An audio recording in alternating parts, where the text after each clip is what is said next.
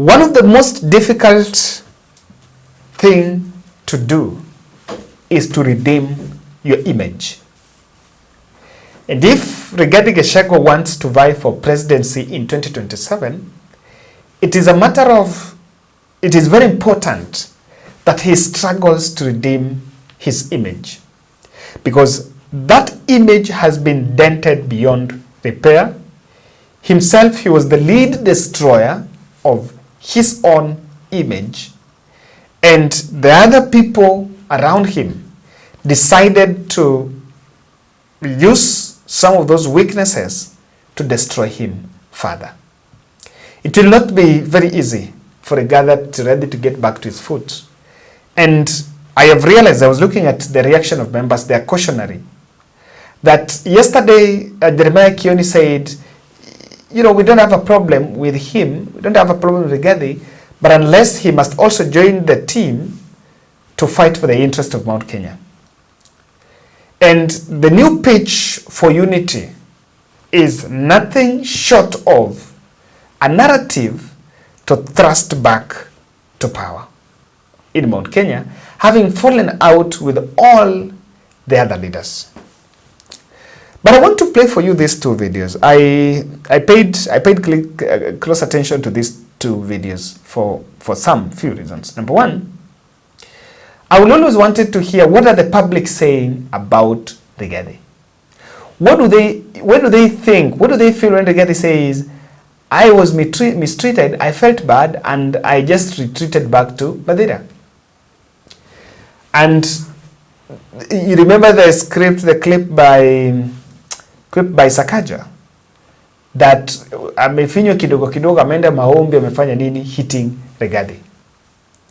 And so today this gentleman is someone from Mount Kenya is saying that very interesting clip here about Rigathi. Mbona niseme na hiyo clip iko hapa. Can you listen to that? You are wasting our time here. Mama yetu hawezi kuolewa aende aolewe mahali tutoke kwa baba yetu si tufuate yeye. Mtakuwa watu wajiga sana. Kuko na mtu aliambiwa shome nyumba yake. Hata hii nyumba nikuja kwako nikwambia hii nyumba yako inanyesha, hebu ishome uje nikupatie nyumba ya kukasa au mimi nakaa 10 bedroom. Nitakupatia 3 bedroom uwe unaishi huko. Na wewe mjika unashoma hiyo nyumba. Na unaambiwa usikuja na manguo, uje ukiwa ushi. Ate mimi nitakununulia manguo. Unaambiwa usikuja na shamba yako. Na wewe mjinga unashoma nyumba. Mahali wewe ulienda kuolewa, hutashikanisha Wasapere uwapeleke mahali uliolewa kwa UDA.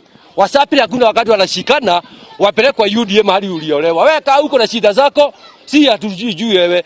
Tunajua kiongozi wetu ni yule mlitukana na hivyo Muigai Kenyatta.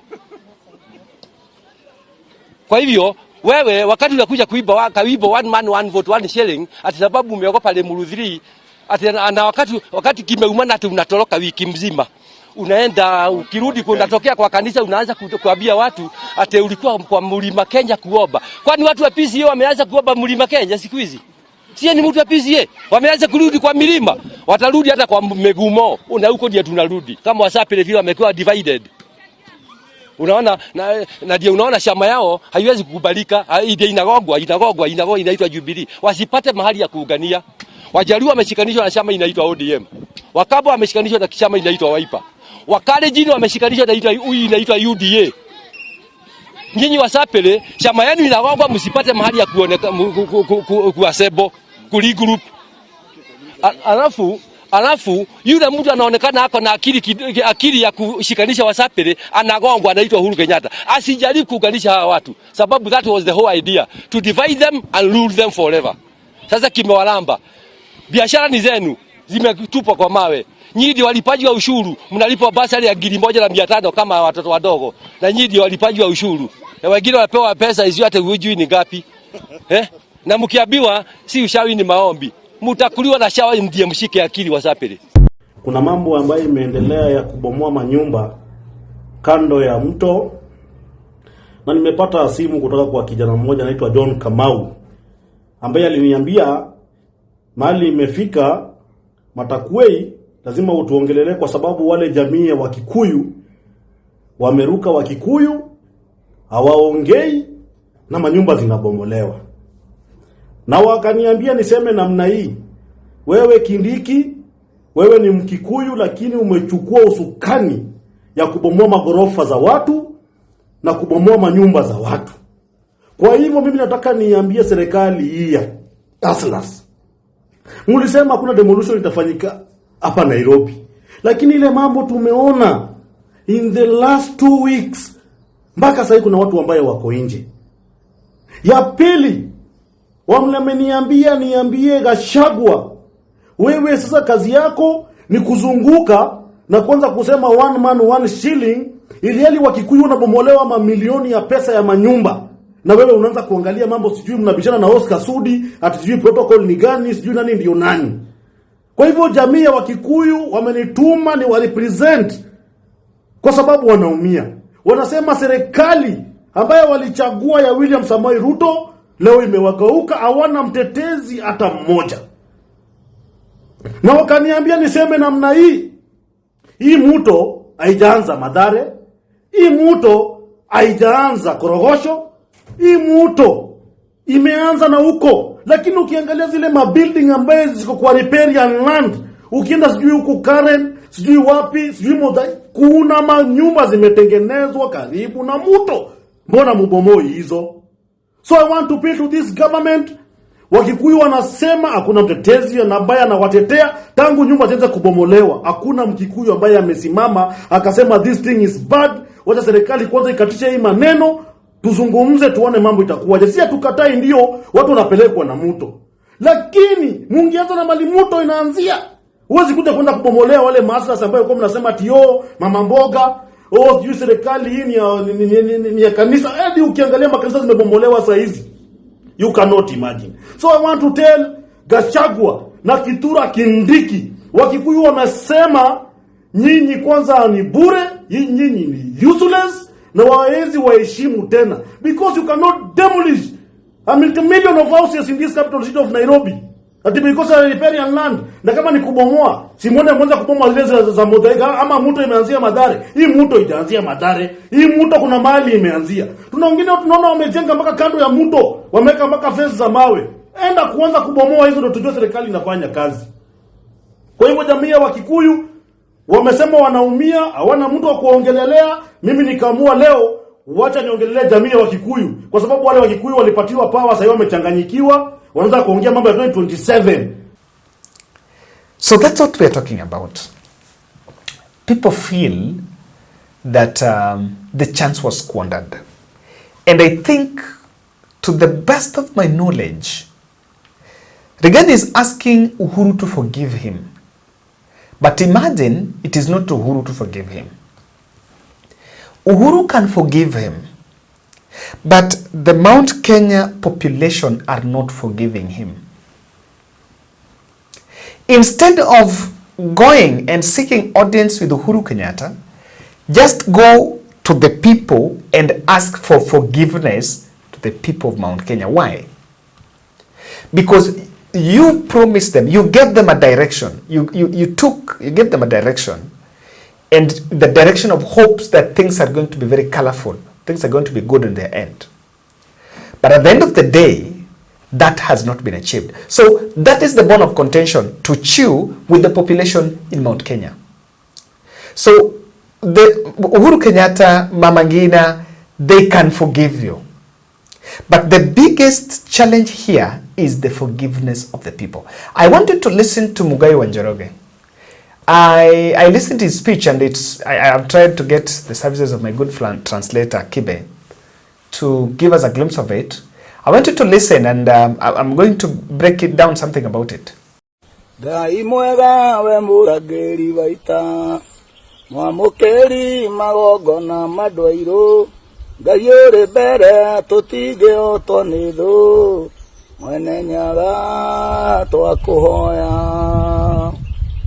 Ndamugeithia inyuothe nyumba ya Mumbi okura guothe mwituragira ngwihoka mwi thayo na Ngai wa maithe maitu no aramurora wega ona ni ndire na uru muingi ona akorwo ngoro yakwa ina ruo tondu ti itheru mundu ti Ngai na ndangituika Ngai mundu no wakuriganirwo agatirika muratawe mundu ni agarurukaga no tuku na akaroka kugera muratawe ngero nyumba itu rĩrĩ ti ihinda rĩa kuorotana, rĩrĩ ti ihinda rĩa kũrumana, ti ihinda rĩa kwĩrana nĩ inyuĩ mwekire, ti ihinda rĩa kuga nĩ inyuĩ mwekire ona kana nĩ ithuĩ twekire ona, nĩ ihinda rĩa kwĩyũria twĩha, tũhingũke maitho na tuone kũrĩa tũrorete, tũnyitane rĩu tũige rũmena ruote ti thĩ, tondũ ti itherũ mbere kwĩna nduma.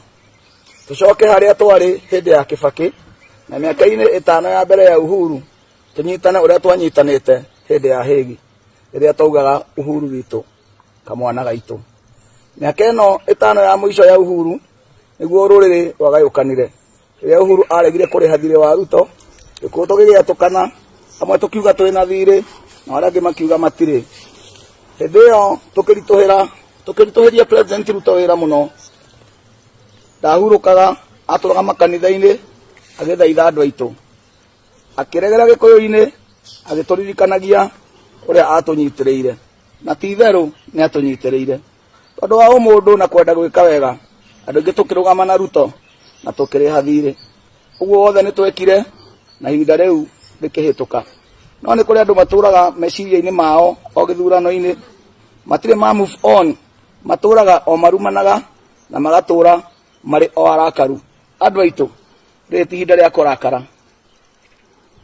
Andũ aitũ, rĩrĩ ti ihinda rĩa kũrakara atĩ anga no wahĩtithirio kana anga gũtiathire ũrĩa wendaga.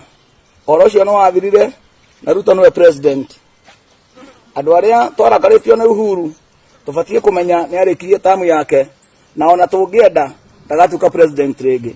Koguo maũndũ marĩa ekire mega kana moru tũgũtũra namo, no tũcenjirie marĩa mangĩcenjeka, marĩa matangĩcenjio tũmeherie meciria-inĩ. Gĩkũyũ gitũ rũrĩrĩ mbere, gĩkũyũ gitũ rũrĩrĩ mbere, nĩ tũtigei kũmenana, nĩ tũtigei kũgayũkana rĩngĩ. Ndamũthaitha nyitanai tondũ haha mbere hena nduma. Arĩa mwaragia na Uhuru mũririkaniai no ahote kũnyitithania nyũmba ĩno ya mũmbi na njĩra ya kwaranĩria na atongoria arĩa mekuo, amarekere kũrĩa manamũhĩtĩria onake arekerwo kũrĩa anahĩtĩria andũ. Mũthĩgi ũcio wa rũrĩrĩ enaguo rĩu etĩkĩre we mwene kũnengera Gachagua na guoko gwake, tondũ nĩwe wĩho rĩu na gũtingĩcenjio, ũndũ ũcio ndũngĩcenjeka. Gachagua nyitwo mbaru nĩ atongoria othe, tondũ nama mũndũ wĩna maitho nĩ arona mbere kwĩna nduma. Ndĩndĩ Nyoro rũrĩrĩ mbere, Kĩmani wa Icũng'wa rũrĩrĩ mbere, Kĩmani wa Moro rũrĩrĩ mbere, Moses Kuria rũrĩrĩ mbere, Jane Kehara rũrĩrĩ mbere, Alice wa Thĩka rũrĩrĩ mbere. Ũrũmwe witũ nĩguo hinya witũ. Nyũmba nĩ nene na nĩ ĩrĩ hinya mũingĩ wa indo ona ũingĩ wayo, na mũno mũno tũrĩende nĩ mwene nyaga. Tũngĩnyitana twathikĩrĩrio. Uhuru witũ tũnyitithanie, Gachagua witũ tũnyitithanie, atongoria aria ikĩmwe mũgune rũrĩrĩ.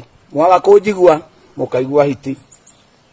Niĩ ũrĩa ndanahĩtĩria nĩ ndenyihia mũno na ndahoya andekere, ũrĩa wanahĩtĩria nĩ ndĩmũrekeire.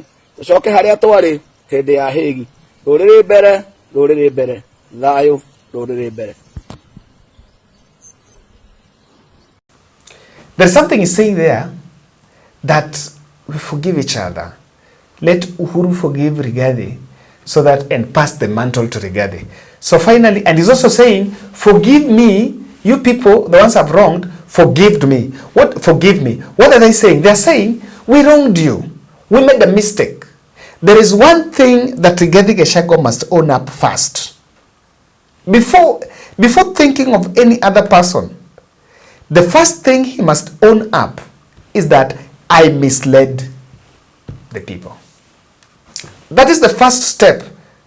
And acknowledge that William Ruto has betrayed the hustlers. You must, the starting point is there. You must acknowledge that the President Ruto has betrayed the hustlers. The people that you went, the women you walked around, the churches you went, and all that those churches are being brought down. And if you want to know his goose is cooked, just this story about demolitions. Demolitions have been done in Nairobi. And those demolitions are being done in riparian land. After government realized that it was making Ruto unpopular in Nairobi, and they thought, and I think this demolition was even done in Gikomba. I remember in Gikomba when the likes of Kalonzo Musyoka and the team went there, when those Gikomba women were crying that they're being denied their land. The general understanding was Ruto is targeting Kikuyu community, and I think that's the narrative. I don't want to appreciate it, but that is the narrative that went out, that Ruto is targeting the members of Kema. You know what has now happened? A memo has been released this evening and is saying the entity behind the Nairobi demolitions is Nairobi River Commission. Who is in charge of Nairobi River Commission? None other than yours. Truly, the Deputy President, Rigathi Gachagua. So now they're saying the person demolishing those houses, remember these houses, this is a story I'm so much privy to. I went to I think Mukuru Kwaruben, we supported some women. So the last day when I went there, those who are the enforcement officers, first they said they will demolish houses 15 meters close to the river. And then that is the first phase.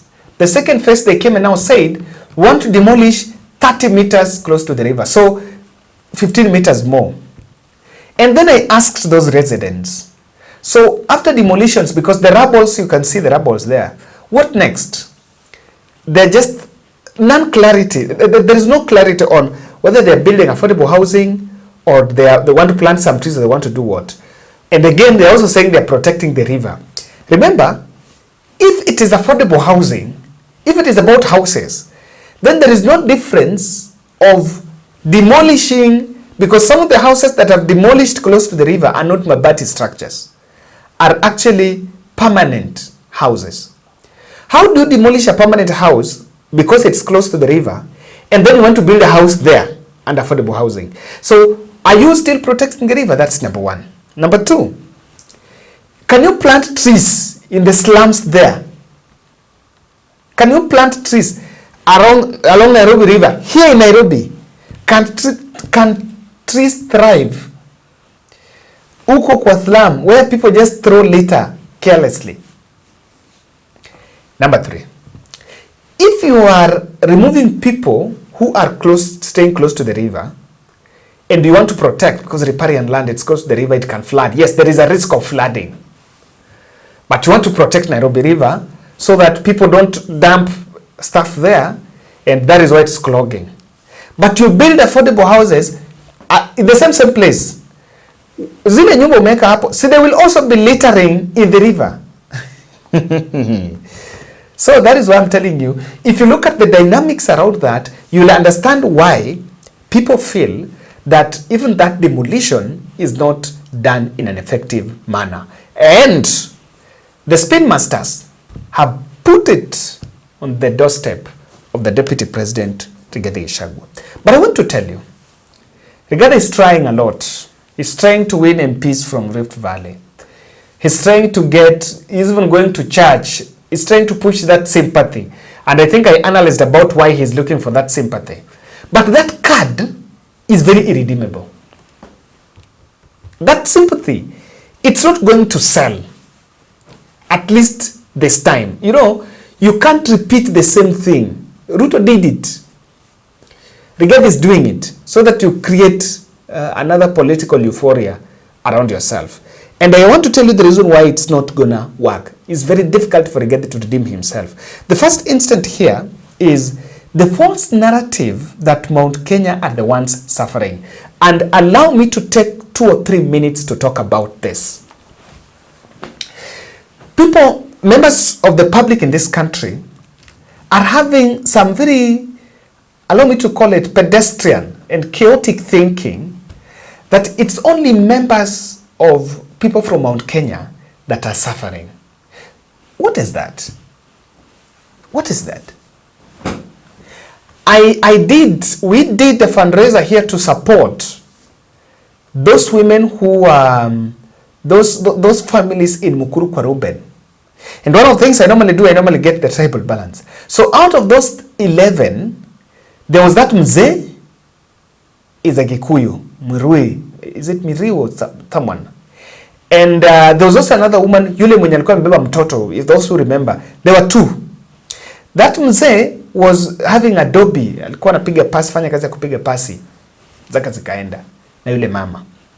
The other 8 were from plus Kalenjin was there. I remember even when we did, oh my goodness, when we went to Mama Lucy kutoa watu hospitali, there was Chelimo and there was the first batch there was Kikuyu, yule mwenye tena kutoa pili tena was Kikuyu. So the others, Luya, Luo, Nani, guys, let's be very realistic here. There is a comfort that the nation is being put to believe, and people are being put to think, oh, it is Mount Kenya suffering, so it is just in order. No, that narrative is not true. Demolition was done in Machakos. Was that Mount Kenya? Was that Mount Kenya? Think about it. The taxation policies, is there a place, a supermarket you go and that supermarket is branded, this is Mount Kenya, this is Lake Victoria, this is Indian Ocean? Is there? That's done.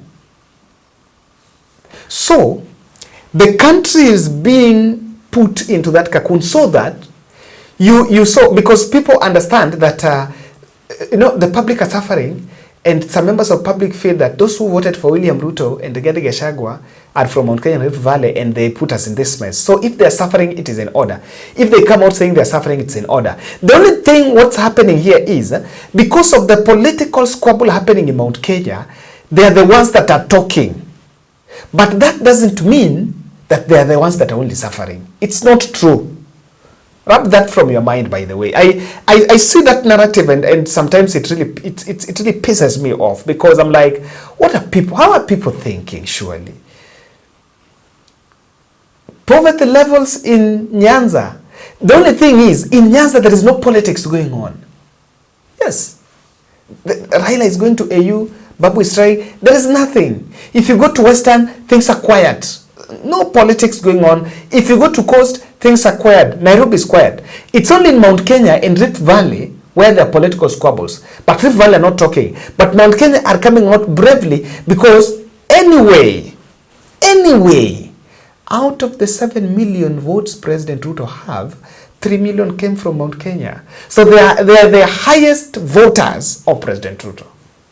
But it is not true that people... But that narrative has been put there, and the people of Mount Kenya are made to believe that, okay, we are suffering. We are the only ones suffering.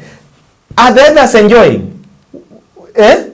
Saizi mimi niko na order hapa ya fees. Nimeona fees ya TVET in one of the polytechnics imeongezwa from 67,000 to 87,000. You can check. Has that fees been hiked for Eluo and Eluya only? And Kikuyu only? So let's not get there. By the way, I see it at a piece note. Let's not even get there. Sorry, I've really taken so long in it. Number 2, the second reason why Rigathi is irredeemable is Ruto has set him up against the tycoons. Yeah, it's the tycoons that are saying our houses are being brought down. It is the landlords. It is the people that have businesses that are affected by taxes that are saying, we are being overtaxed.